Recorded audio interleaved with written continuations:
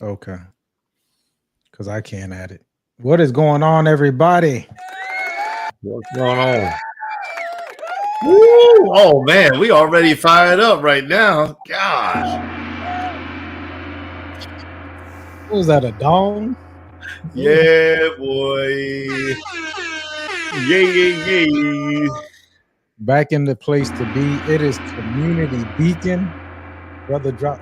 Is that a bomb or is that still the gong?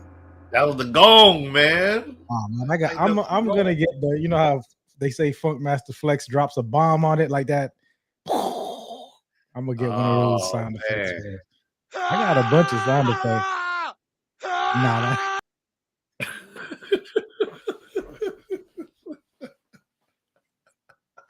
that ain't it. That ain't That's it. not the one. That's not the one. People, what is going on? It is Friday. It's 4:00. It's Community Beacon. We are back. We are back in the place to be. The brother is just pushing buttons over there. Yeah. But I appreciate it. Oh man, there's so much new stuff in this stream yard while I'm thinking about it. Look at that. There it is. Wow. Okay. Anyways, let's get to it, guys. I don't know. Shouts out to Chris. Appreciate the like, my brother. Hope all is going well. I see you doing your boxing thing every now and then. I'll see you go on there getting in shape with boxing is a serious sport. I don't know who told anybody about it or whatever, but boxing is a serious sport. If you really want to get in shape, you can get into boxing and it'll get you there. So Martin has a show where he boxed Tommy Hearns. Like it was and so he gets in the ring with Tommy Hearns, and he's playing around, and he's doing his thing, comedic, which it's probably one of the funniest episodes he's had. And I'm like, man, and I was thinking yesterday when I saw it, because I came across it on a clip. I'm like, you know how much stamina you have to have in order to do all the stuff it was that he was doing. But yeah, shouts out to Chris. I know you're doing your boxing thing. And I don't know, brother. It's open office hours. Any questions, thoughts, concerns? We just finished a long series in regards to communication, and we're back Man, at giving it. a shout out to my co-host with the most. It is the number one Palm Beach Mike business mogul. Boom.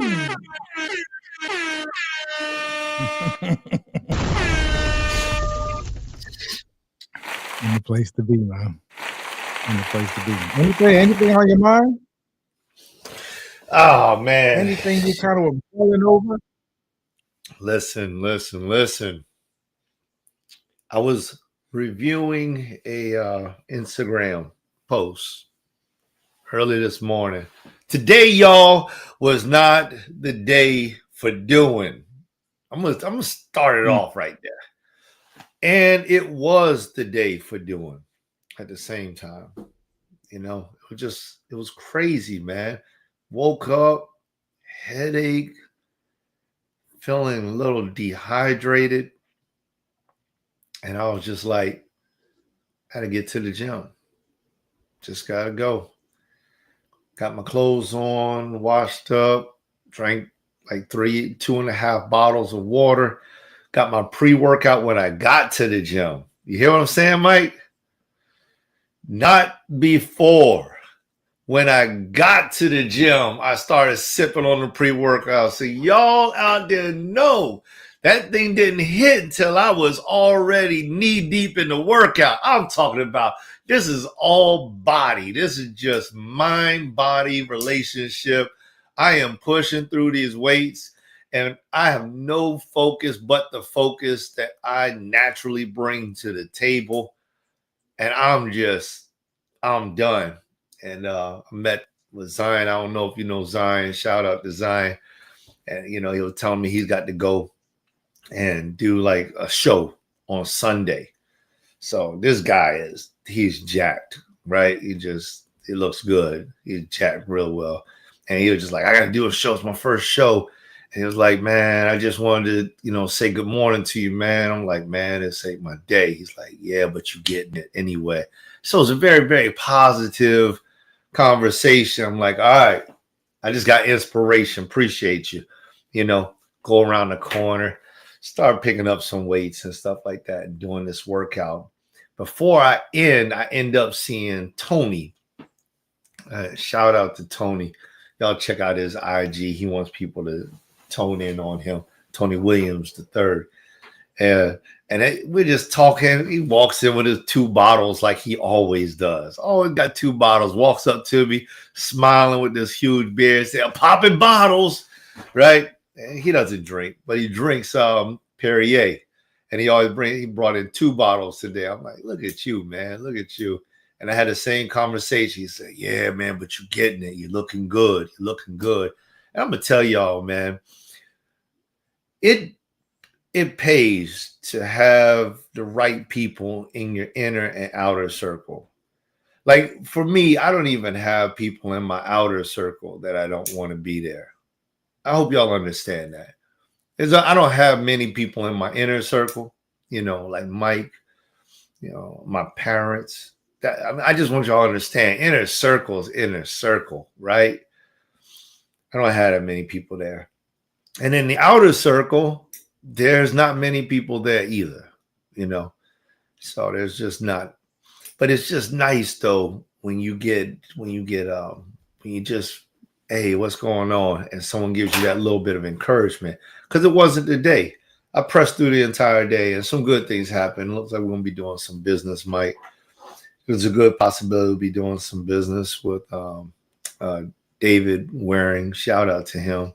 You know, definitely appreciate the moves he's making and everything, and to come all the way up here to be with me. But hey, now I'm here with you, brother, and I'm glad to be here, man. I'm glad to be here. I always am.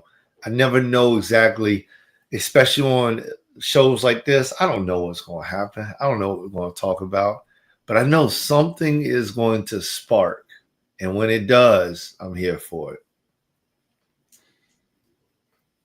Yeah, awesome, man. And I'm glad you got out to make it. Sometimes just going to the gym, and oftentimes for most people, just getting there, like if you just get up and just make it up in your mind. And I used to say, just walk in, touch the other end of the wall, and if you still ain't feeling it, then just turn around and leave. But oftentimes once you get there, you get on the treadmill or the Stairmaster, and you start to get moving, you start to get there. You're right. Like your mind gets there. Your mind gets there first and your body follows later. And then, allow that pre-workout to kick in like you did midway through. Like, that's like this. That's forever, like brother. It took forever, man. I was like 22 minutes in, man. I'm like counting, like, gee whiz. I got to drink the whole bottle? Oh, my gosh. So, and then to have the people there that are encouraging you is also adamant to it, right? Like just at the core of it, it's finding your inspiration however it is that you do it. So just the guy popping up and seeing, showing the water bottles, I'm popping bottles in a jokingly fashion, and I'm glad to see you here. Like some people could shrug that off, like, yeah, whatever. But when you find these inspirational moments, it's so important to do because life is lifing, right? Like things are going on, and oftentimes what we do is I recall Drake having a verse where he said something like he magnifies the negative because something about the positive, some similar. It was a dope line, but it's essentially that we tend to magnify these negatives, and even in music and songs, like some of the craziest songs have to do with like these possible, we can frame them as negative moments, but they resonate. Like negativity tends to resonate, and we magnify it. So sometimes being intentional about finding wherever you can, and if you get in the practice of it, the practice of just finding these moments, like seeing those 2 guys at the gym. When I go, there are certain people in there, like Adam. Shouts out to Adam. Adam owns Jupiter Donuts. So if you haven't been to Jupiter Donuts, that's like, I'm starting to make that a tradition on my birthdays. Like I go to Jupiter Donuts. And so Adam goes in there. He's like, you there. I know you got to be there in the morning because they're going to be out by like 11. Yeah. They don't play. They don't play. So he's at our gym because we go to EOS Fitness. If you see me in there, shout me out. I know I don't look inviting, but sometimes I'm just so focused. I said that before, but either way, Adam's in there and he's like, he'll give me like the little fist pump, right? Or sometimes we'll get into a conversation about just being inspired and motivated. And it's like, okay, like, how you doing? I'm like, man, I haven't woken up yet. He's like, okay. Yeah. I said, but after this, now that we've had this conversation, right? Because he's empowering me, so I want to recognize it. I said, I'll tell him like after this set, I'll be there. He'd be like, yeah, man, we just got to stick to it. All right, get in there. And just these little reframes, this processing, this engagement. A man is not an island, right? I've tried. I'm like Kareem Abdul-Jabbar. A man is not an island. There's a sense of belonging and there's community involved in all of this stuff because it helps to push you, right? So just that, even helping someone lift weights, right? Like I've been, for whatever reason, people have been asking me to spot them lately in the gym. So I'll go over there and they're like, oh, he just spot me. And you're just giving them that push, but that also, not only is it helping them, it's helping me as well. Right. So it's just like, just finding these times and these moments of how we can engage and choose to inspire ourselves. Something else you said, brother, that was interesting is we talk about this inner and outer circle. Now, I think you're being humble. I think you have more people on the outer circle than you choose to admit, because I know a lot of people who feel and know and understand your presence when you're around. And then you have your inner circle, which I think is important as well. Like we get a chance to choose, and I'm switching ideas, and I'll slow down for a little bit, but we get to pick and choose the people that are in our inner circle that really fill us up, right? The brother said, I'm here, and obviously, and naturally that'd be the truth, because if it wasn't, then we wouldn't meet every Friday at 4:00 to have Community Beacon and our other conversations that we have. And then he talks about his parents as well, who also serve as a motivator. It's important for you to find these people. Be intentional. It's important to be intentional about finding these people in order to fill you up. And your outer circle, just seeing what I would call the God in people, what I would call the good, is to see people who are around you, right? And they may not necessarily be in your inner circle where you're, bearing your soul to them, but just the positiveness of them being around and saying, you know what, I'm not telling this person about my marriage or my my intimate relationship, right? This is neither the time nor the place for it, but I can express to this person, hey man, I'm not feeling that well in the gym, because I know what this person is going to say next is also going to be uplift me, right? It's important to cultivate these relationships with people, no matter what they are, right? Just finding these positive things. So I thought that, brother, that was a dope thing in regards to what you said. Yeah, man, I appreciate it.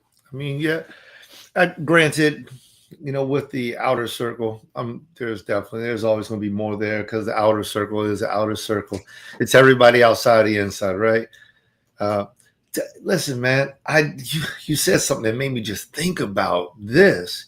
It's like, in order for me to have gotten that little boost of confidence, I mean, I had everything going, Mike. I had Motivation University in my ear, then the dude, I met a couple of the guys that, we just kind of, it's crazy, man. I don't know if you've ever seen one of those Instagram videos and they're like building relationships in the gym, and it starts off, it's just like, and then next thing you know, it's like fist bump.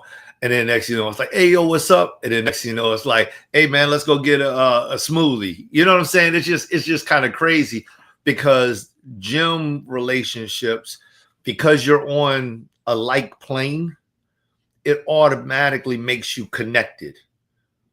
Just because you're on a like plane. You're in the gym, I'm in the gym. I see you once, twice, 3 times, 4 times. In that short period of time, that is considered to be consistency. which means that we have at least one goal. You're trying to get fit, I'm trying to get fit, and those things link up. And it's just crazy because it automatically propels you, if you desire it to, for you to move forward in some type of relationship development, right? And it's like, it's one of those things. So the only way I could have gotten that fist bump, that, hey man, you're in here, hey man, you're doing it, hey man, look at you, that type of thing, is if I'm actually right there. I still have to be there. So it's like there's a point, in the beginning where that type of conversation, some people, many people, I have had that conversation where I was not there, or where I was talking with somebody who needed the encouragement, but they were still at the house.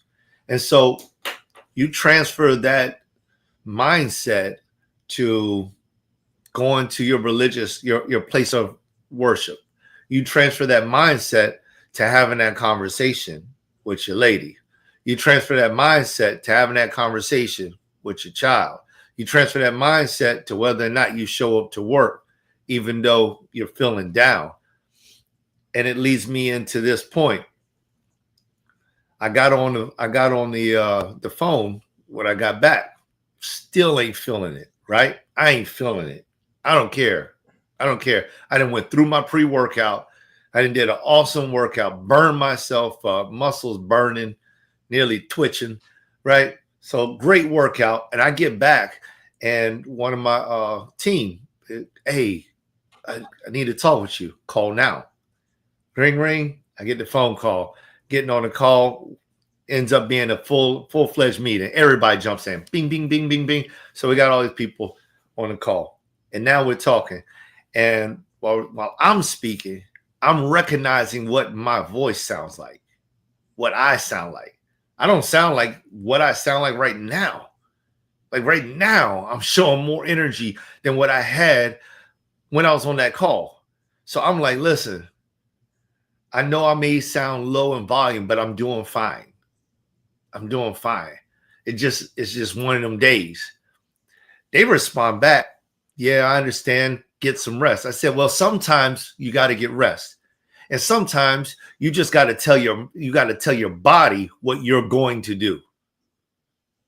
Sometimes your mind just got to tell your body what it's going to do, and not allow for your body to just rule you. Now, I understand it happens where sometimes the body just like, yo, we doing this, and there's nothing else that we can do about it. But sometimes you just got to tell your body, nope, today we are going to do X. That's what we're going to do. Irregardless of what may come, we are going to do X. And then you have to go and perform X to the best of your capacity. Now, if you are unable to do it because something has come in between you and you truly gave it your all, then you have nothing to be ashamed of. But I am a man of intentionality, right? It's like, I'd rather take the day off because I woke up, I was tired, and I said, nope, I'm not doing it today. And I chose that. My body doesn't get the right to just say, I'm tired. So, you know what? Just don't get up. Now, does that happen to me sometimes? It has happened. And I have a lot of grace for myself. A lot of grace for myself because I'm a work in progress. I'm just building, y'all. Building everything. And it gets exhausting sometimes. And that's the real thing about it, is that it gets exhausting. Building your mind, reading the books, watching the podcast, listening to the books, reading the documents, checking in with your clients. It gets exhausting. Hitting the gym when you're tired, not getting any rest at night because you're working late, not getting any rest in the morning because you're getting up early, taking care of the family, taking care of the business, taking care of whatever type of work you got going on. It gets exhausting. I love it. But the reality of it is that's what happens. You got to be in the environment. When I come into this, especially beforehand. I get here 10 minutes early and Mike's here. Hey man, what's going on? You look like you all right? Yo, man, my day was stressful. Want to talk about it? We may start the show late, but I got to be in there. And so I gave all of those different examples to really just say one thing. You got to be in this life to live it. And whatever you are part of, you got to be in it 100%. Because if you're in it, I guarantee you will reap 100% of the benefits of being in it all the way. All the way. That's the way it happens. You don't jump in the 1 foot baby pool, start splashing, and think somebody's coming to save you. They're going to look at you and laugh. But if you jump in the deep end every single time, somebody's going to say he need help. They're going to come get you because you are all the way in. They know it. You have fully committed. And that's where it's at. Full commitment.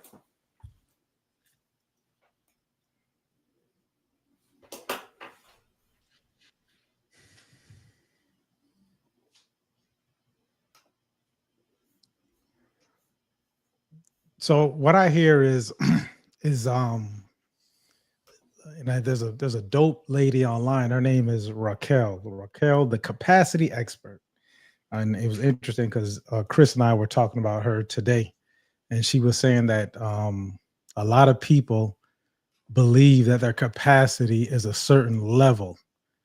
But when you start to understand and know yourself, you understand that you have the option to increase your capacity, right? And I would definitely not tell anybody to do anything that is going to eventually drive them over the edge, but you do get a chance to show up, the option to show up, and you do get a option to increase your capacity, meaning going from things that you're comfortable with to kind of increasing that comfort. And however and whatever time it is that you choose to do that, that is definitely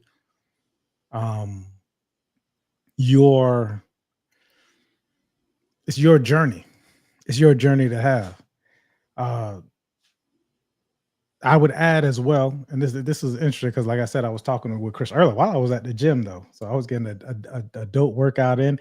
Probably wasn't as intense as it could have been because I was on the phone with them, but it was important for me to be on the phone. So in between sets, I was really getting a chance to. And I like what you mentioned when you got on the phone with your team, was to understand and to gauge your voice and your response to how they were saying, and noticing how you may have come across, right? Whatever that looked like with your team. And then you were like, okay, and I'm letting you guys know, which this is emotional intelligence. I'm letting you guys know I'm fine. I just don't have this extra, this energetic voice at this point in time. But I'm processing and I'm being present with everything it is that you said. So that was kind of like me at the gym with Chris. And also, which was dope, was that I was able to kind of listen to him. And instead of my first thought, right, I was like, oh, don't say that. Let's walk through this process together, because we were discussing some super, super complex processes that involved, triggers, right? So I'm keenly aware to where, if I say this word, the kind of conversation we were having was like, if I say this word, I'm going to trigger something to where a person goes into this autonomous mode where it's like, oh, I'm just reacting from my indoctrination. So I'm having to carefully figure out, and it wasn't even really what I was telling him, although sometimes, because he's a younger cousin, right? Chris and I were born on the same day. He's 4 years younger than me. I kind of hung out with his older brother, growing up. So he was always thought of as the younger brother to all of us, right? So sometimes I get into this point where I feel like I'm the older brother and I'm telling them something. So I was like, no, we got to walk through this process. and really for me to understand the process. So it was really about the questions that I was asking. And so a part of it was, I brought up this thing about where I'm at right now in regards to life is not necessarily having to push myself to do certain things. Like I'm either going to do it or I'm not going to do it. And I don't necessarily need to use willpower and discipline in order to do it. I do, like most people, I do have it as a tool or a strategy. Like, okay, it's going to take me willpower to do this. It's going to take me discipline to do this. But I would rather, at the place that I'm at in life, is I would rather deal with stillness than actually pushing forward. And then I found that when I am still, that I'm taking leaps forward as opposed to having to myself through certain situations. And so just like even in the gym, if you look at certain bodybuilders, especially the ones that were great in their times, I'm talking about not Arnold, because Arnold going to tell you to go go to the gym 6 days a week, 2 times a day, but also you got to take it into context during prep time. So as I'm getting ready for this event, which has a date and a time, I know that I want to get to a certain place. So it's less of you're going to incorporate discipline and willpower during this time. However, because it's clear on your goal and the vision that you have. So you got to pay attention to that. Similar to Ronnie. Ronnie's going to tell you the same thing, that this is what he did. And most oftentimes they're talking about is their prep time. These are people who are looking to get to an unhealthy amount of body fat, 5-6%. Ronnie would tell you he was like at 1%, which I might believe him. If you check out Ronnie Coleman and the work that he did, I might believe him. But then after that, when he took time off, he said, I didn't go to the gym for a month to 2 months to get my body back regulated. And then when I went into the gym, once again, if you look at Ronnie Coleman, this guy was close to 275, 300 pound, probably 275, phenomenon, lifting crazy weight. He says that when I got back to the gym, I would do bench press 135 for like a month straight. So if you have lack of clarity, you have lack of, and you don't have a necessarily goal and vision on what you're going to do, you can tend to use some of these things, willpower and discipline, to the point of exhaustion, to the point of where people have times when they where I always tell people, either you're going to sit yourself down or God going to sit you down. And when God sits you down, there's nothing that you can do about it. Sometimes you just sit and you might just look in the dark and just be like, man, or you just laying in the bed and be like, you just don't have it to get out, because your body only has a certain amount of energy. So I would just say for most people, and this is my information I would give, but this is where I'm at in my life, is like, I will sit myself down. Rest off times, especially when we're looking at in anything, rest and stillness is going to take you further than the actual activity. This is just a universal principle across all contexts, because sometimes you're so much in it that you're not paying attention to it. That's why you see people go to the gym 4, 5, 6, 7 days a week and 2, 3, 4, 5 years straight, and they still look the same. They've never changed. And they're going. And I had this realization maybe about 4 or 5 years ago when I was going to LA Fitness, where we had that same thing. I was going 8 days a week. And I would see the same thing. And these people were working out, right? Like these guys, these young women and men, like they weren't coming in there not lifting, but they never saw the change. And every time I would ask them, like, so what, what's your goal, or what are you trying to do? And they'll say, well, I got to cut down this fat. I got to do this. I got to do that. And you're here 3 to 4 years and that hasn't happened. You still look the same, right? So it's important for you there's other metrics that you got to pay attention to. And if you don't understand that, and you don't have and they say the road to hell is paved with good intentions. That's a saying. And that's because you can, as much as a good intention as you have, if you don't really understand and you lack clarity on how and where you're going to get to that goal, then you can essentially just be going around in circles, right? Because you're basing what it is that you're attempting to do possibly on a model, and the model that you're basing it on is something that you don't even want. I think we had this conversation a couple of times on the show. So if you get to really kind of understand that, you start to get in alignment with yourself. Like the brother and I were talking before we got on the show, and I was just like, listen, I just go back to sleep.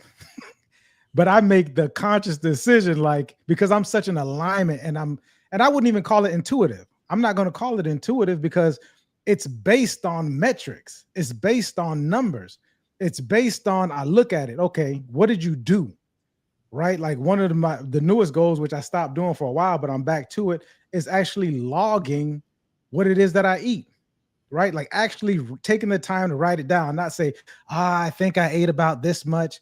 I do pumpkin seeds. I only had like 2 handfuls of pumpkin seeds. But then when you start looking at when you start logging it, you be like, oh yeah, I went back. Oh, I went back. So now when I look at it, and it's easy to do, check out ChatGPT. You can just put all this stuff in there, right? And take pictures of the calories, or you can get MyFitnessPal, which is easier. The Peter Drucker says what gets measured gets improved. So now it's less intuitive, and I'm an expert at this stuff, right? So I can easily go intuitively. However, even me knowing this and I track it, I can easily figure out why I'm tired, why my body's reacting a certain kind of way. If I should or should not go to the gym this morning, or wait a little bit longer, or get an extra hour of sleep, or extra 45 minutes of sleep. And once you gain the clarity of this, because you're tracking it and you're using these metrics, and you have your KPI, the correct KPIs, right? Like I'm really owning in on this, because I told you guys I was really deep into this working out stuff. So I don't care what nobody say, what they look in the gym. 9 times out of 10, people are on testosterone or on performance enhancing drugs, which I'm not saying is a negative thing, but it's not what I'm doing. So I can't really base what I look like based on what other people are doing, because I don't know what they're doing. If you look at the actual numbers you use, like a metric, if you're not tracking what your lean body muscle mass is, it doesn't even make any sense. If you're not tracking your body fat percentage, it doesn't make any sense. Like, you're just doing things based on, I think I need to lose weight, or I think I need to do. If you're not getting your blood tested and figuring out where your hormones are, if you're not, if you're out of shape, or you feel bad, and so on and so forth, like, you're pushing yourself. You could be in the gym pushing yourself, and it could actually be working against you. I read about this guy, right? This guy does a lot of stuff based on people's cells, genetic cells. And if you have access to these tools, then that's awesome. You don't need it. But he was working with this Olympian, and this Olympian was getting negative results. And what they found out was it was based because his cells weren't able to take on oxygen based just upon his personal cells, right? And so once they did that, they got a chance to adjust it, and he started seeing improvements in his performance. So if you have access to these tools, and you're not using these tools for the access to it, and you're just doing it based upon what you think should happen, which most people work out based on pumping iron, Arnold's supposed workouts, then oftentimes you're not seeing any. I mean, you might be seeing some gains. I would admit that it's probably better than just sitting on the couch, but you're not optimizing what it is that you're doing. That's why whether you go to the gym, and absolutely, if you're not going to the gym, you start to see all of these negative effects just based on what you think, or not even what you think. Yeah, think, which is pretty much based on what you feel. So I would just say figure out a lot of these, start to measure these things, start to figure out and ask around. This is probably one of the best things in regards to guidance.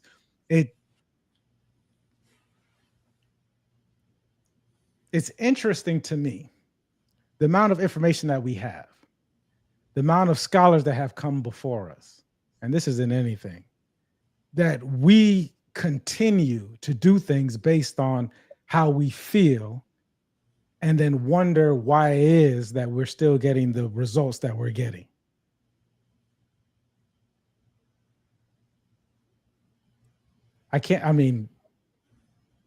This is for those of us who claim to be growth minded. If you're just an average person, you probably haven't even made it this far in the conversation that I'm having. But us who claim to be growth minded, the amount of times that we speak and we perform based on how we feel versus seeking out, this is really what a person, especially at the beginning or at any stage, should be going to seek out people or actual information, because there's books galore, right? Almost everything that I'm saying is in a book, the majority of it. And then figuring out how do we see what it is, and then we make the adjustment based on ourselves. It used to boggle my mind. Now I'm just used to it, right? And that's why I use Community Beacon at the time, because people ask me questions. I say, go check out Community Beacon. Or did you watch Community Beacon last week? Did you? Because that's really me giving back to most people for whatever. And so it's good for us to say, listen, I feel this way, whatever it is. I'm not exactly sure why it is that I feel this way. Today, I may use discipline or willpower in order to power through it, but I really need to get to the deeper reason as to why it is. And then give yourself checkpoints, right? Like, it's okay to have a bad day every now and then. Like the brothers say, like, hey, today, this is not, one time the brother said, this is not like me, right? Like, and that's fine, because we have those days where we say, listen, this is just not like me. And you can have those. And this was interesting because me and Chris actually put this, it's almost like a checkpoint where we said, listen, I remember, I could never forget it. And we kind of made it as a rule. It's okay to have a bad day. But when you start to have 3 bad days in a row, I say, Chris, call me. He's like, yeah, he tell me, yeah, you call me too. Because on that 3rd day, because what happens is when we have these bad days, and this is how it just works, the bad days tend to make people go silent. Like, we get silent about it as if it's a shameful or guilty thing to have a certain bad day. So we'll have to, and next thing you know, it's been a week, it's been 2 weeks, it's been 3 weeks. Like the momentum starts to go, and we start to get, it starts to get rolling. So me and Chris used to say, yeah, if you're on that 3rd bad day, make sure you give me a call and to correct it. And this was 10 years ago, probably 2013, 2014 when we did that. And over time, you'll start to see all this stuff start to collapse. And then we put something else into it. We was like, okay, on that 3rd day, call me. And what you say is, these are the checkpoints. This is great about having people around you in your inner circle. And then when you have that 3rd bad day, call me and say, hey, I need 5 minutes. And this conversation now, even though we say we'll say, man, this is my 5 minutes. That's what we'll say. This is my 5. I'll call him, hey, this is my 5 minutes. It ends up being longer than 5 minutes because the 5 minute is us talking about the problem, which 9 times out of 10 is really just a symptom. And then we take after the symptom gets out, which is us exposing or expressing what it is that we feel, we start to say, okay, so what's the real problem? Right? Like even today we had a situation where he was like, hey, this is about 5 minutes. I'm like, go ahead. About, whoever, something, a person. Okay, cool. Well, what about that person is triggering you? because then we bring it back to ourselves.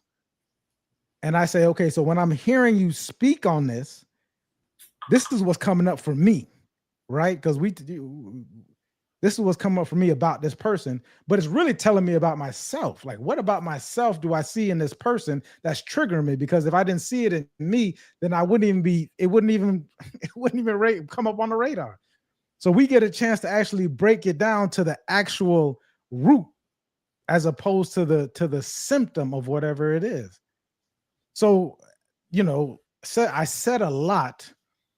One thing to take from it is start to put in checkpoints of what it is, and don't allow this thing to, don't willpower and discipline. You could, let me say don't, but start to think of willpower and discipline, because you got it. Some more than us, because we have the capacity. We've built it up over time, right? We've built up a lot of willpower and discipline. I know I did. I remember, you talked to me about willpower and discipline. People thought I was in the military, the way I was so structured in my life, regardless of what was going on. Someone could have, it could have been the worst of the worst that Mike was still sticking to this willpower and discipline plan, which is good, naturally, because it's like I have it to use. But when we start to use it as a strategy and tactfully, like the brother did today, and then recognize it, and then observe ourselves in it, and then inform other people about it. I'm like we got on the phone earlier. I'm powering through this thing. All right, cool. Right? Let's do that. But just like I told Chris and the brother got to know, I hope he does anyways, Joe, is that on that third day, reach out and say, listen, I got 5 minutes. I need 5 minutes, Mike. Okay, let's have that conversation. That's now that, even tying into that inner circle thing, that's super important to have these people in your inner circle, intentional, empowering, able to walk you through some things and allow you to be vulnerable in that moment, right? Because we all have those moments. We're not here to be perfect. You know what I mean? Man, that's good. That's good. I think it's super powerful. The whole everything. Starting off with the conversation between you and Chris, and I mean that's really what having a support system is supposed to be like. I think, all of these things are tools. All of them, to me, they're all tools. Whether it's the willpower or the discipline, those are tools. Whether it's calling up someone in your inner circle, it's a tool. Whether it's just going to a place for silence, it's a tool.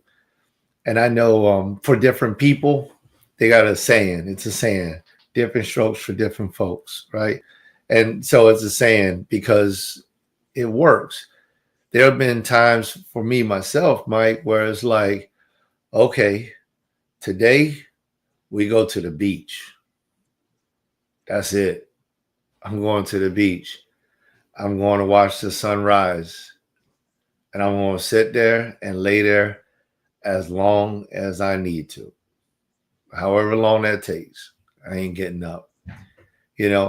And I recall having a conversation with somebody who was like going through it and just sharing with them, you can always find your happy place and you can allow yourself room to breathe there.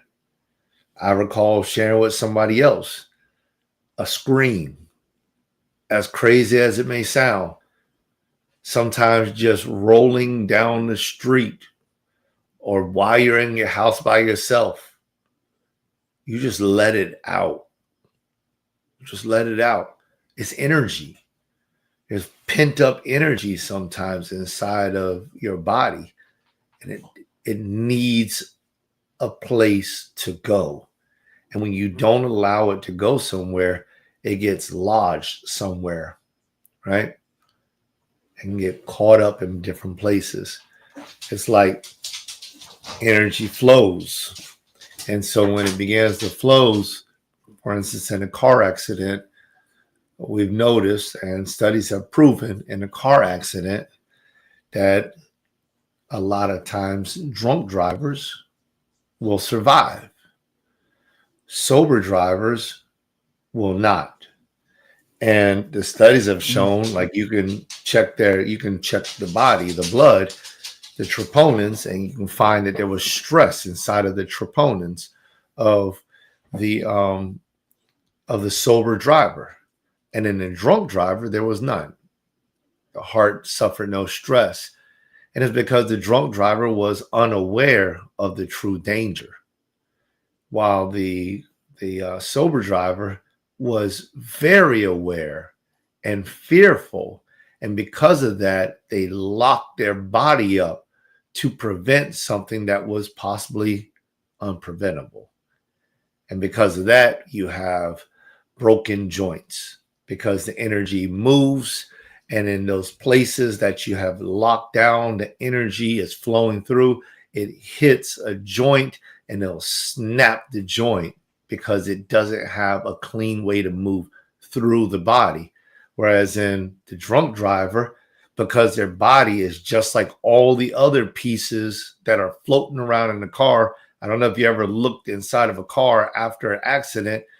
There's stuff everywhere, but a lot of times, a lot of stuff is not even broken. It was sitting on a seat. I'm not saying that would happen. It will work the same way out for a body, but there's many things that they're not even broken. And I've been in lots of car accidents and just been like, whoa, look at that cell phone. The purse is still here. The wallet is still here. What happened inside the car? I don't know. But a lot of things, they're not broke. Bottles. It's just crazy, the type of stuff that you'll look inside of a car and be like, it's not broken.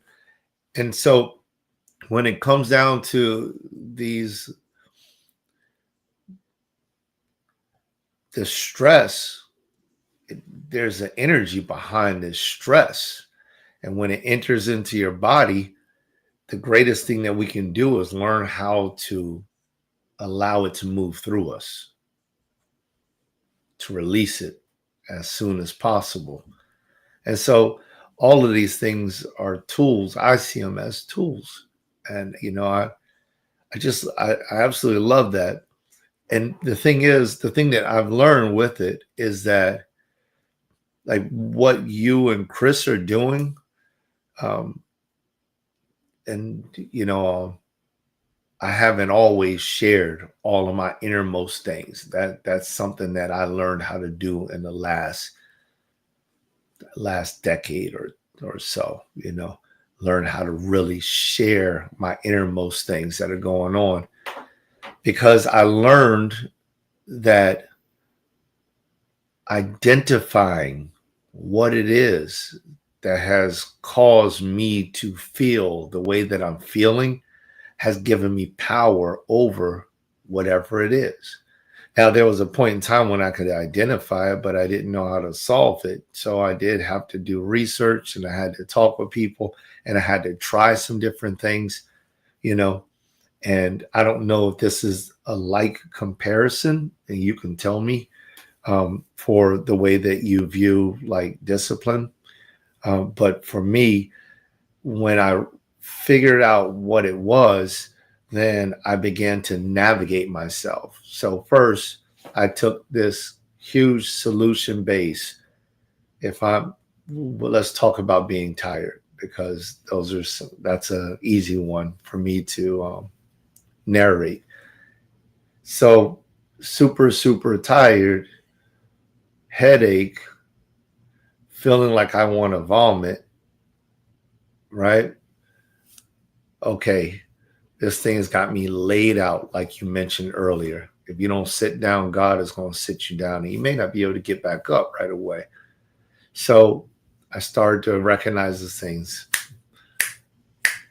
Every time it came around, I'm out 24 hours, sometimes 48 hours. I'm sick, What did I do wrong? Water, food, rest. I started with those 3 things, and I found that when I fixed one and that didn't work, I fixed the second one, that didn't work. By the time I fixed the third one, I felt better. So that was my first realization that I possibly have a tool to fix this. It's because of one of those things. And so that's one example. And then Mike, you and I have been discussing depression over the course of these last 5 years. And I've shared with however many people have listened to these things about how I got to the crux of, is it even really depression? Because I've found over the course of these 5 years that there was some other things going on. Like in many cases, God was trying to show me something, and I was just making myself too busy to actually pay attention to what he was saying. When I actually just sat down and started to talk to the Lord, ideas would come to my mind, people would come to my thought, I would call them, and my answer was taken care of immediately. I just needed to receive some type of information. I need to go somewhere and to off gas. And so like those things now for me, they're not something that is a challenge to me. So I know that I do them, but it's not like, this is what I meant by, it's not like me having to discipline myself to do it. And I don't know if the best way of saying that is I'm already disciplined. Like I just know it. So I just do it. It's a part of life for me. But I recognize that originally it was a tool that I became aware of, learned how to use. Then I put it into use. I practiced it until my practice became a daily habit or a daily way of doing life. And now at this point in time, the only time I really even think about it is when I skipped a step. And I have to go back and say, oh yeah, that's right. That's what I normally do when this happens.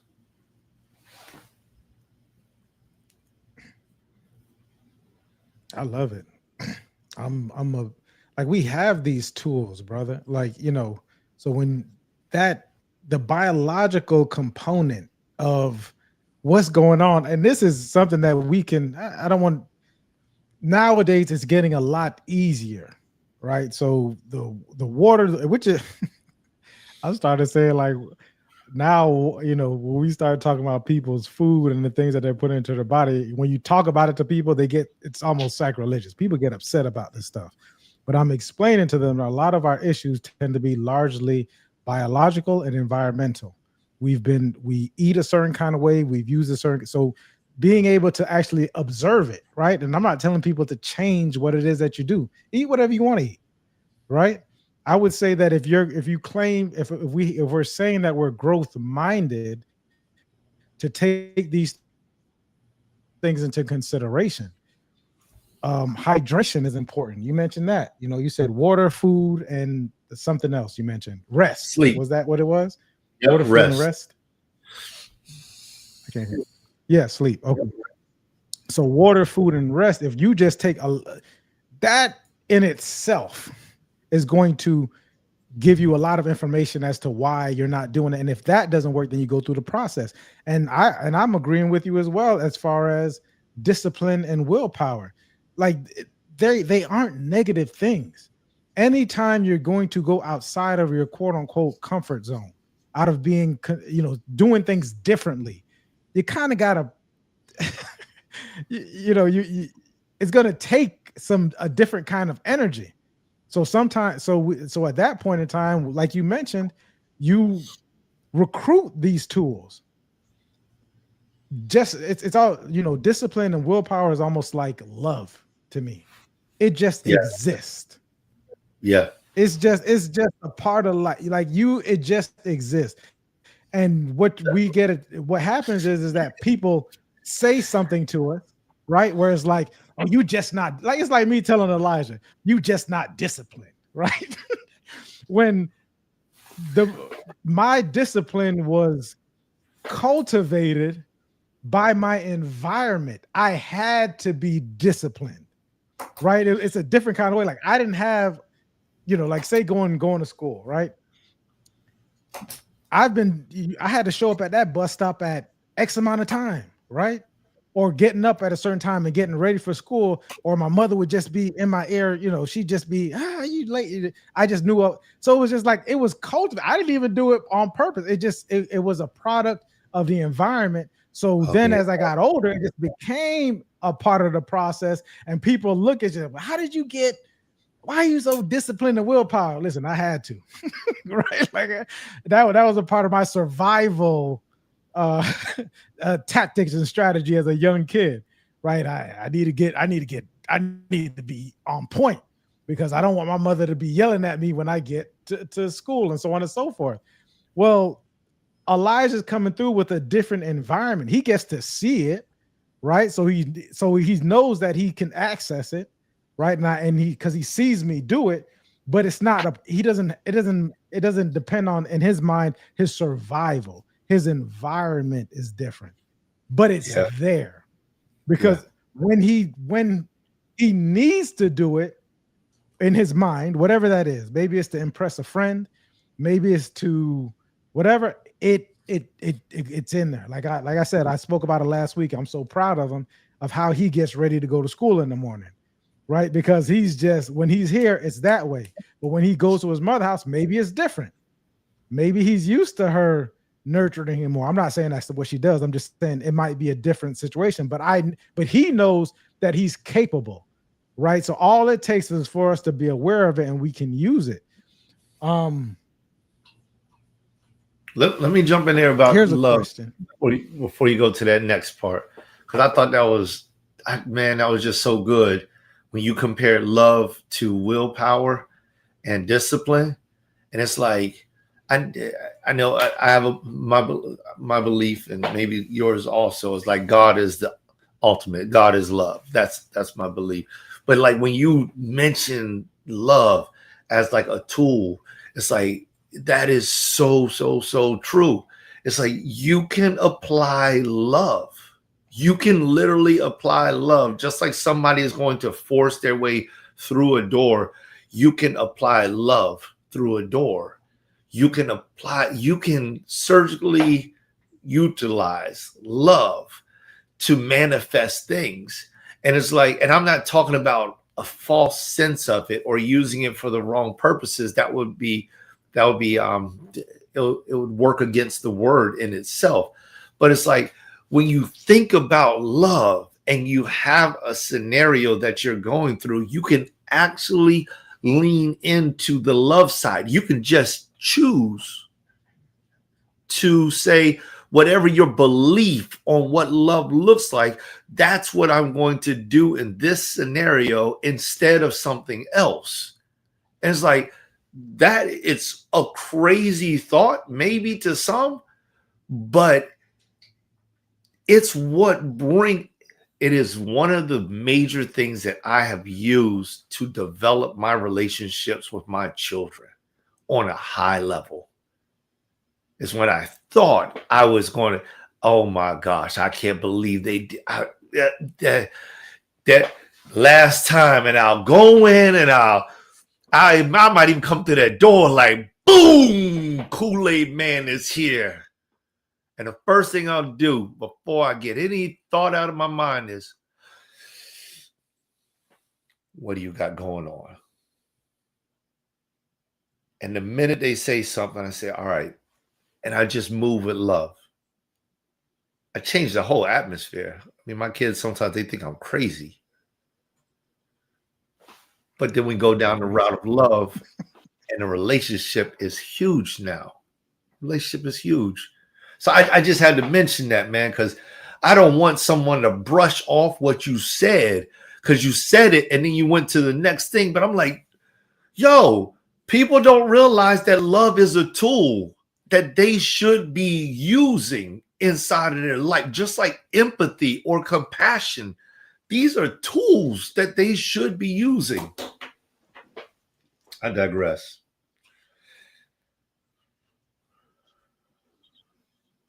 No, it's good. It's good. The love to me is a frequency. So it's there, and either you're on the frequency of it, or and you get to tap into it, rather, right? So it's like you tap into the frequency of love, and it covers all things. And it's not love in the way this romantic love, like how we think, oh, it's just all dandelions, because love also, there's correction in love, right? But and then you get a chance, because we talk about this often, and I think it's an important thing, and I talk to Chris about it a lot, is this our lazy way of being, if I'm being direct and blunt. It is. It's our lazy way of being, because even though you bust through the door, right? Like, we grew up in the old school, so you're getting whooped. Right? Like I was getting whooped. It is what I got whooped. It is what it is. There was, but it's a correction, right? Hopefully for most of us. Some of us, it may not necessarily be that, but I would hope that you were loved in your household. And so it also has correction to it. And this is how a lot of us were taught. A lot of us are punished similar to the way, just based on the culture, right, of slavery, so on and so forth. Because the further back you go, oftentimes the worse it seemed like it was, right? And so you get to, oftentimes it's the grandparents who are telling their kids, hey, listen, you're being too tough. And you're looking back like, man, what are you talking about? You know what I mean? But there's definitely correction attached to love.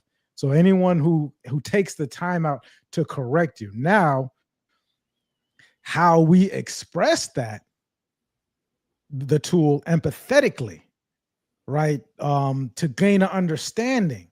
What the brother said, listen to what he said in this conversation with his kids. I came through and I say, what do you have going on? What is that? What is he doing? He's gaining. I need to get some understanding first, right? I'm asking you what you got going on, because in my mind, you're crazy for whatever it was that you did, especially if you knew, or you should know, the expectations of it. But what do you have going on? What made you, what allowed this behavior to happen? Which is really the next point I was going into when we're talking about tired, right? And being empathetic with yourself, and choosing and figuring out what tool it is you decide to move forward, whether it's discipline and willpower, because in my mind, I have to get this thing done, or if it's rest or stillness or whatever it is. The empathy is like, what do you have going on? The question I would ask, to be specific, is what is making you tired? Are you're not 90 years old or whatever it is. Were you outside in the sun? Was it beating down on you? Oftentimes that's not the case. That's why people used to ask me, like, how was your day? I always say, well, I wasn't on no roof in the sun, so I'm good. You know what I mean? And that was a way that I used to check myself, was like, were you on a roof in the sun? Were you like moving tile? Like, that makes you physically tired, right? But harder to get to is, why are you mentally tired, right?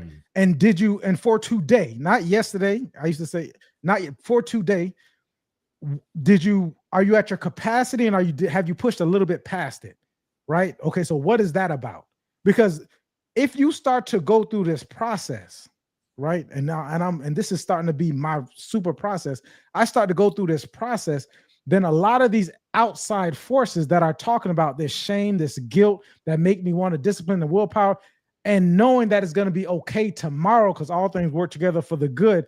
So if I can get past it, like, what is this about, right? Why? What makes you tired? No one asks why.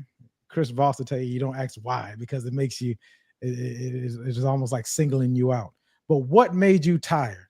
Now we can start going through these processes. Oh, is it the food? Is it this? Maybe I do need to check out my blood test, go check it done.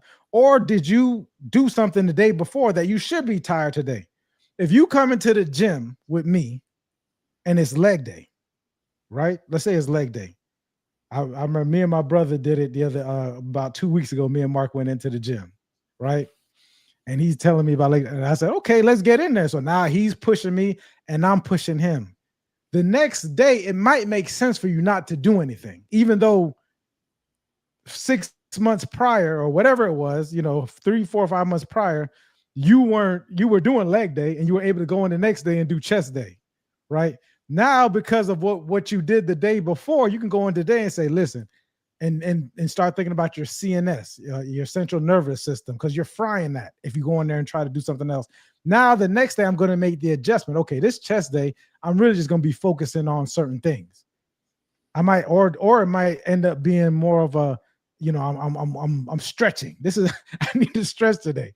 I mean, I could probably push through it, because if I take 2 scoops of pre-workout, I guarantee you, I'll be able to go in the gym. Yeah, if you take, this is what we could do if we want to incorporate discipline and willpower, right? Yeah, we could take an extra scoop. I'm with you. I'm messing a little bit, but I'm like, yo, man, so we could ready to go.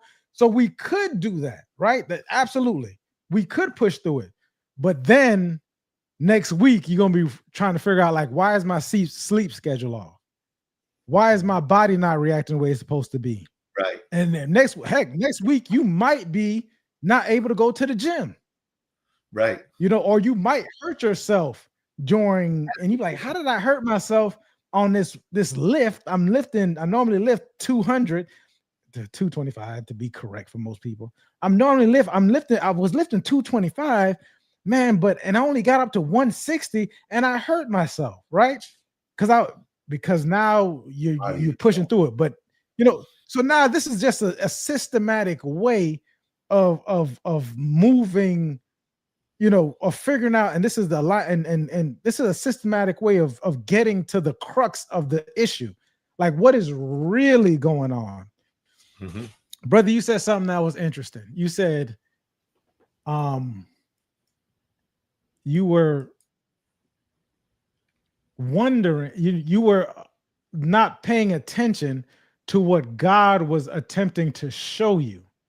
And then once you got still, these things came to your mind and you were able to make the phone call and get the information you needed, almost to understand what was going on, right? Like, you weren't pushing through it. You got that. You were able to, when you sat still, or whenever you were sitting still, you were able to get the information in order for you to figure out what the next step was, whatever it was being revealed to you, right? Mm-hmm.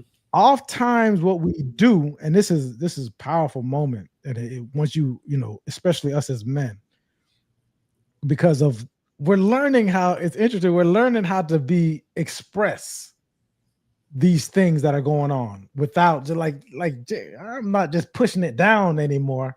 I'm able to, I need to let this thing flow, right? I gotta unstuck myself.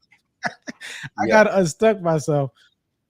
So now we get a chance to, I love this, someone was saying, I forget who it was, I get to actually observe and not imagine the situation.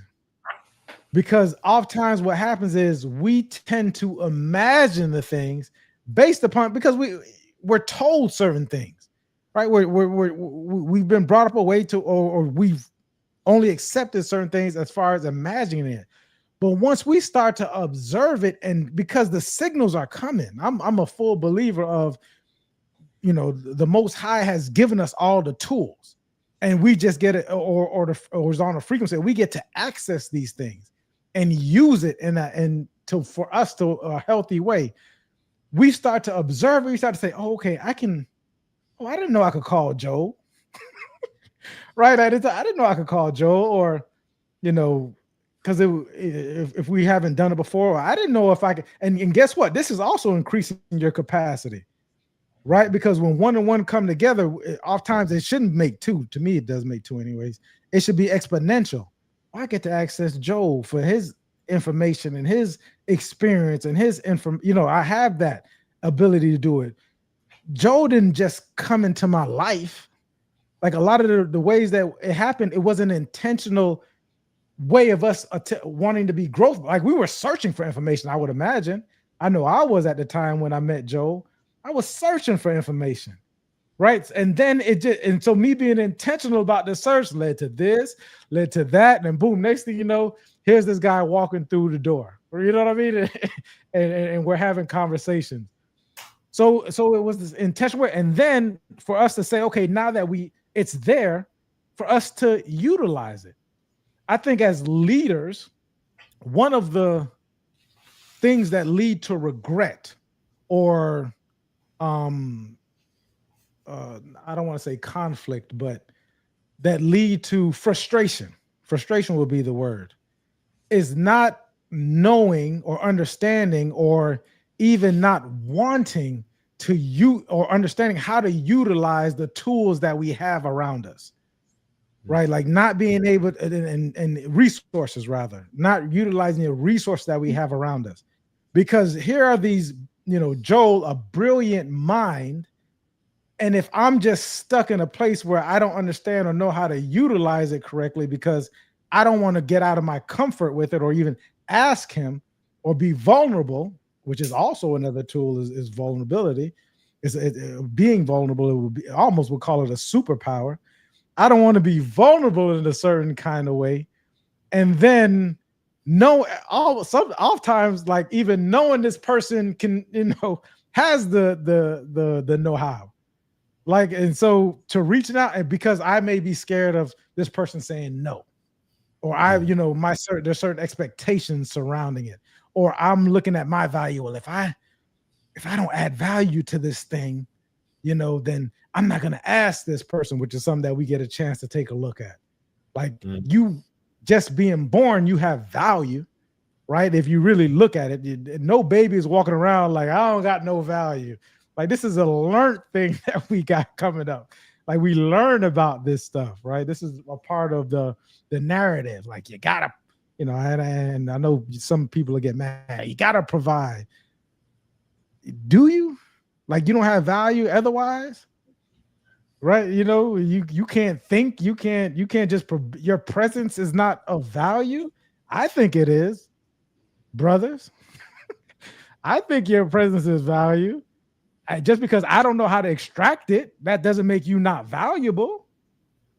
Mm-hmm. So really the fault is not in you if I don't find you valuable. The fault is in me. Because then now if you're a mirror of me, now I'm thinking that I'm not you. If you really look at it, there's something about me that may have a feeling about value. Value comes into question. Because you just being there. The brother said, and I'm going back to the story, somebody just walked into the gym, gave him a smile, and just said, I got two, I'm popping bottles. And it was enough for him to give him the extra oomph and even just empowered him to continue and move through this workout. That's value. That person is valuable. Joel was able to extract just from that encounter, was able to extract it. You got value. Do not have other people or ideals or thoughts place this value on you, right? That's how I feel. I tell people all the time, I say, listen, if I'm in the building, value is being provided. I might just give you a smile, right? I might just give you a wink. I might just say, you got this. In my mind, that's worth thousands of dollars. If we're going to equate value to money. Just my presence alone, I know I don't have to say nothing to Elijah. I could be in a room and I'm providing value. My presence, just being there, provides value. Now, when I get to this mouthpiece, get to talking, and we get to breaking down like little concepts that we break down, or he tells me something about his friends, and I'm explaining to him stuff. Like and I tell him all the time, I say, but you know how special you are to have me around. You know how privileged you are to be able to have this conversation with your father. I say, yeah. Right now, you're not giving me my props, but when it's time for me to go, if that's how the Lord wants it to be, you're gonna be like, man, my father used to give me a lot of information. That's how I think of myself, right? And a lot of this starts at home. Start instilling this within your kids. Definitely the boys. The boys need it, right? You start instilling that, like you just being around, because they provide value to me. When you spoke about, what came to mind when you said you bust into the room and then you get a chance to access love as a tool. Mm-hmm. I say Paul does that to me all the time, right? Like I'm frustrated. I may be frustrated, and 9 times out of 10 it's not with him, right? Because he's just a kid, he's just a baby. He's I'm sorry, he's a big boy, excuse me. But he'll do something, and he knows what he's doing is probably something that he may not need to be doing, and he'll look at me and he'll use that as a tool, right? Yes or no, Dad? Was that okay? Yes or no? Like he'll do something where he knows he's going to, to me anyways, I'm seeing he's accessing love in order for this energy to change, for my energy to change. And guess what? It does, right? Just like a baby, when the baby is crying and you frustrated, like, oh my God, it's 3 o'clock in the morning. I want to get some sleep. And then you go and look at that baby, and that baby might just look at you with the eyes and may give like a laugh or whatever it is. And even though it done diarrhea all over the place, you got to change the diapers. You're like, you do it, right? Because you're just accessing love. This is something I get to do, as well as responsibility and et cetera. But this is the value, the presence that you provide, and we get a chance to instill that with others, man, from our perspective. Yeah, the value of the human. Yeah, just being humanity. It gets lost in the shuffle. It sure does. Or a price tag gets put on it. Yeah. That when people ask about, because it's capital. Well, I hate to talk about negative about capitalism.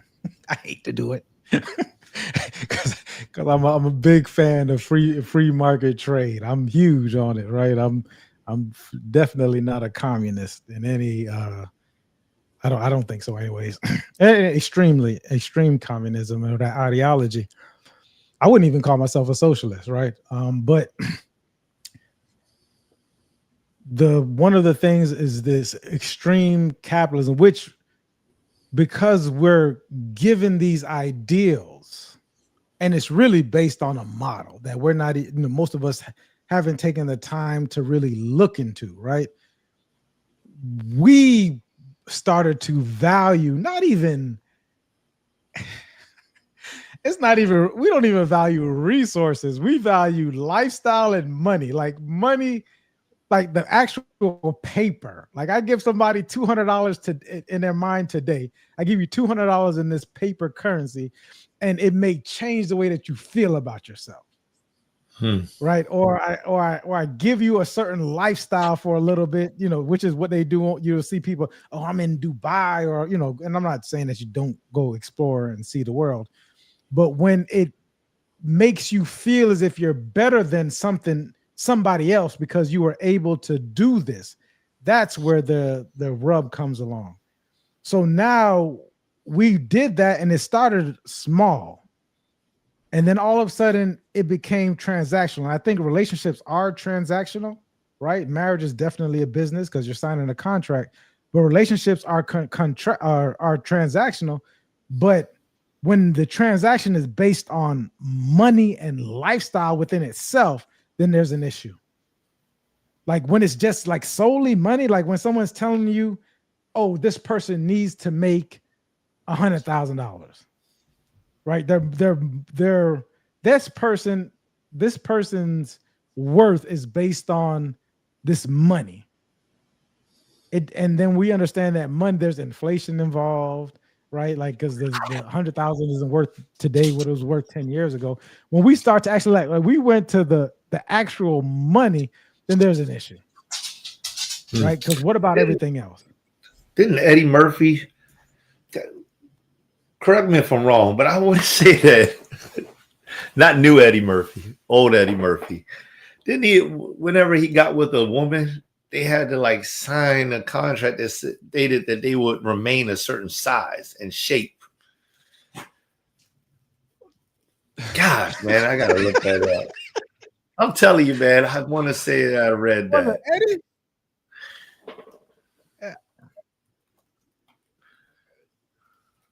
Yeah, you look it up. If Eddie has like what? Eddie's man.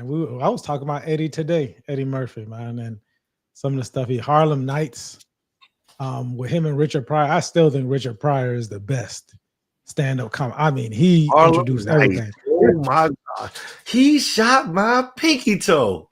God, I love that movie. It gave a certain kind of class to a certain element, right? Like, you know, it was like a classy kind of Hoodlum. Lawrence Fishburne did well in Hoodlum as well. But Eddie Murphy introduced a lot of different concepts. We're talking about Coming to America, Harlem Nights, Beverly Hills Cop. Like these type of those movies like introduced a different kind of dynamic. Yeah.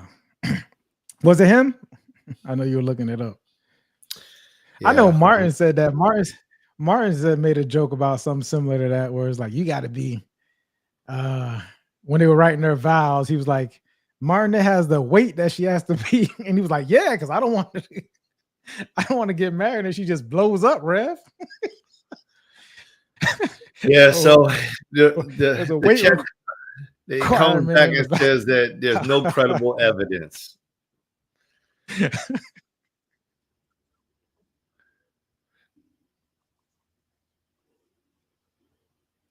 So no.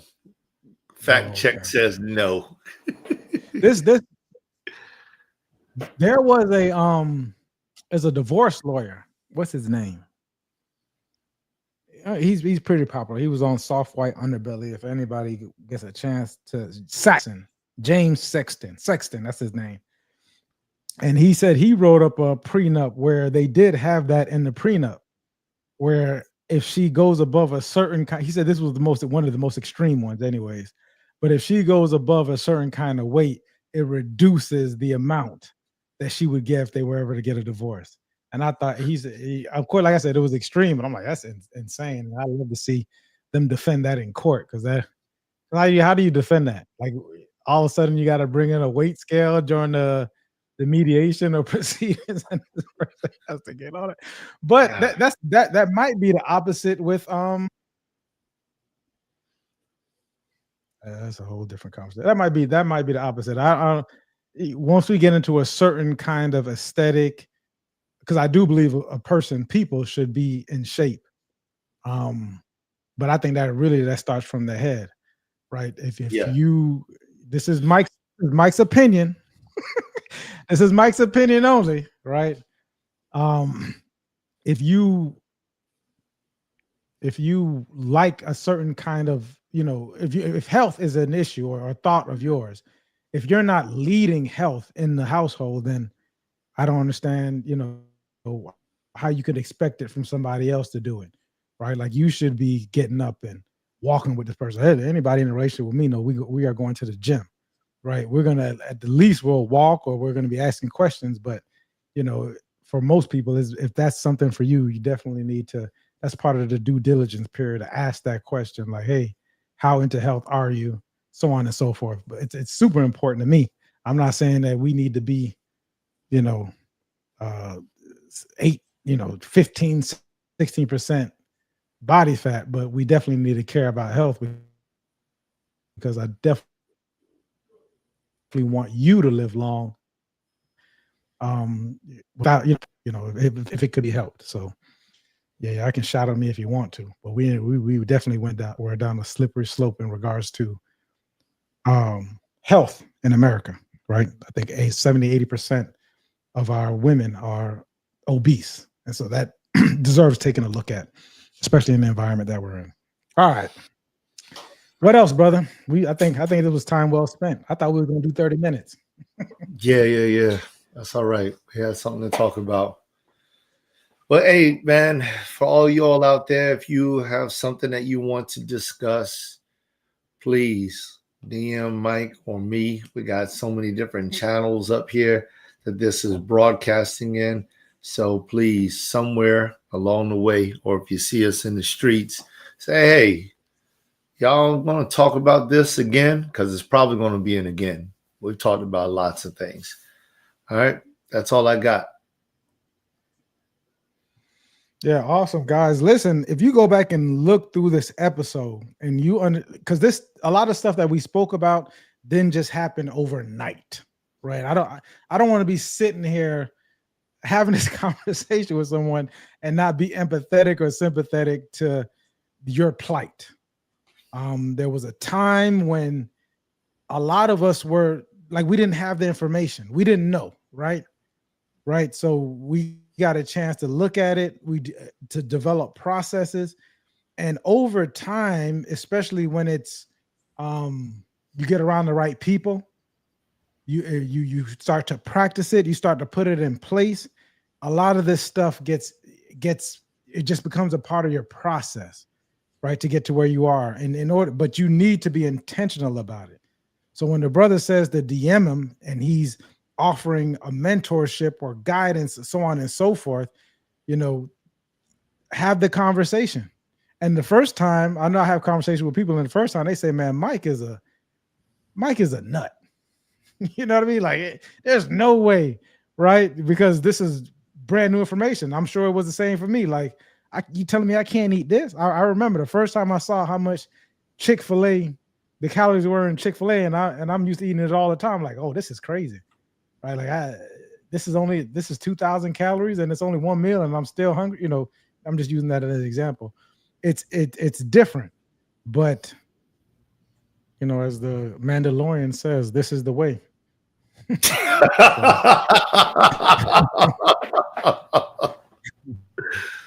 the way. This is the way. All right. Other than that, man, love you guys. Reach out. Take care. Reach out or go back and listen to a lot of these different series, right? We're just not talking just for the sake of talking. I know I'm not. I know the brother's not, right? This is experience and growth, and we get a chance to be joyful and loving, and our families are changing and our businesses are changing. Which our lives are changing. Like, that's an awesome thing to behold, especially if you feel stuck. This is how you get unstuck. I saw a book, Get Unstuck. This is how you get unstuck, right? Peace. Hey, you know what? Just one last little bit. You just reminded me of something when you mentioned that. What was it, 12 years ago we met? Something like 2011 was the yeah, about 2011. It's more than 12 years. 14 years. 14 years ago, who would have ever thought that these are the seats we'd be in? It's like that. That's the power of a developing relationship and a growth mindset. I didn't see this. But now we plan stuff. We're planning stuff moving forward. So give it another 10 years. All right, that's it. That's officially it. God willing that the creek don't rise. Peace, y'all. All right.